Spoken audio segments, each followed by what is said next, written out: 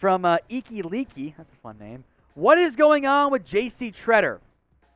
I don't know. I've actually got two theories. Number one, he is the NFL union head for the players.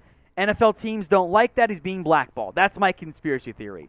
The medical theory is that his knees are messed up and he wants too much guaranteed money to go along with the medical side, and teams are not that intrigued at that cost. With that said, some teams that I think could make some sense. The Bucs just lost Ryan Jensen for at least a pretty good amount of time, and it also feels worth mentioning that although they have a young player behind him in Robert Hainsey, it's JC Tretter. He's really good at football, right? The Raiders, if you don't trust Dylan Parham to play center or Andre James, go get him. My boy Will Scott desperately wants the Miami Dolphins to go get him. I know Vikings fans want JC Tretter. I get that. The 49ers could make some sense with Alex Mack. And even Seattle, if you want a more proven option, I think that could make some sense for Seattle as well. So, prediction time. Will JC Tretter play this year? Type in Y for yes or N for no. Get those predictions in for me in the comments section. Eli Large, what up, my guy? Do you think Garrett Bradbury starts week 1? So you're talking about Vikings starting center Garrett Bradbury as it stands right now.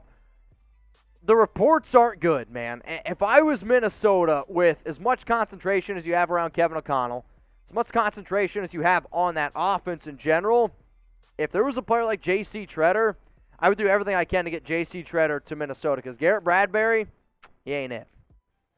First up from Adam White, what do you think the Bears get for Tevin Jenkins? I think there are major red flags, so maybe at best a late day 2 pick. I think that is the at best, and I think that's probably a bit high, honestly, because I come back to this point. You don't see these players get linked in trades in the reports of, oh, there's interest, unless there's not that much interest, and you have to wait. So I think day 3 might be more likely. The Bears are selling at a low point right now with Tevin Jenkins. So if they do trade him, I would set your expectations fairly low in terms of the return. Maybe a 4th-round pick is what you end up getting from that standpoint. Today's show is made possible by Manscaped. Smooth Sack Summer is here. And that's right, this summer is to keep your balls cool while still looking hot with Manscaped. 20% off and free shipping on all their men's grooming products at manscaped.com/ that includes the lawnmower 4.0, the best thing available in men's grooming. Keep your balls nice and smooth. Keep the bush tied down. You'll have some more success off the field this summer. Keep your balls feeling comfort, by the way, with the Boxers 2.0. Manscaped.com/chat. Links in the comments section and in the description of today's show. All right, y'all, no balls. If somebody told me no balls, you won't do it, when I was a kid, I'd do it. Shit, I probably still would do it. So I don't think that you're going to subscribe. This is it. This is my sub-read. No balls, you will not subscribe to Chat Sports. From Seahawks All Day, when and who will sign Odell Beckham? It's a great question. I do think as for the when standpoint, Odell Beckham is going to wait to sign. It makes the most sense for him financially and timing-wise to wait until he's healthy. He's not going to be cleared until September probably more like October, November. So there's no rush. Outside of going back to L.A., there's no rush there. What he could have is wait to sign, and come November, there might be teams that need a receiver, and that could pay him a little bit more, give him more playing time, more targets, more reps, and maximize his long-term earnings. 6 teams, as we sit right now, that have been linked / I think make sense. The LA Rams, obviously, makes sense. The Baltimore Ravens, because they're a bit thin at receiver. Green Bay had interest last year. Didn't sign him. Maybe should have. The Bears are thin at receiver. The Saints, if only because of the Jarvis Landry LSU connection. And the Tennessee Titans could also make some sense from that standpoint in terms of being a decent option with a bit of uncertainty behind Robert Woods and Treylon Burks. So what do you think? Where will Odell Beckham sign? Is it L.A.? Is it somewhere else? Make your predictions for me right now in the comment section at the pinned comment. If the ad break comes on YouTube, take advantage of it. Head down there and let me know.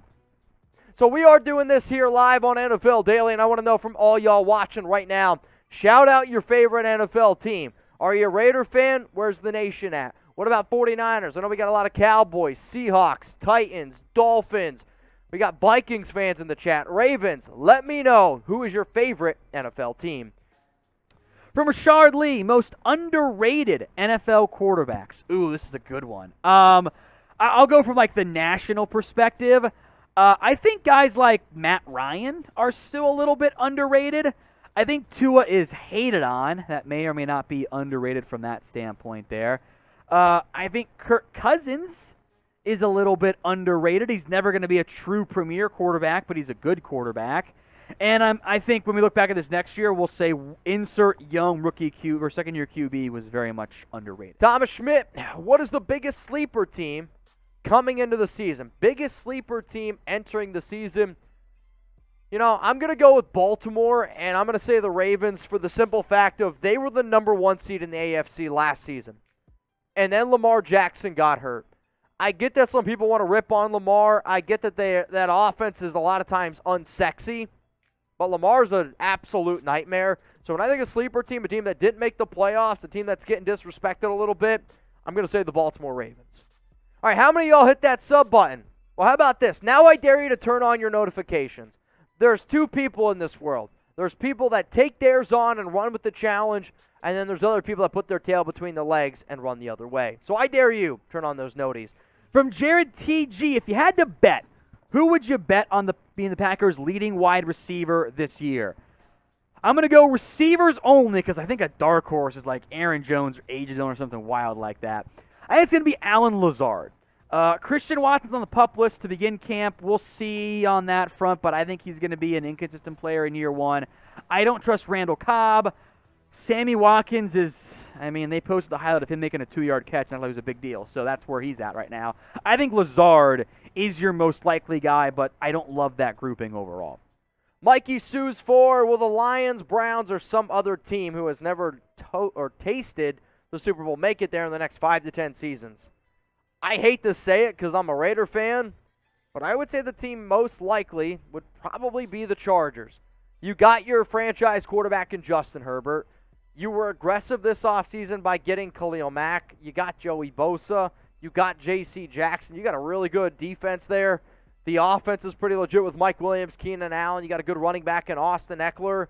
I would say the answer to this question, and it kills me, is probably the Chargers.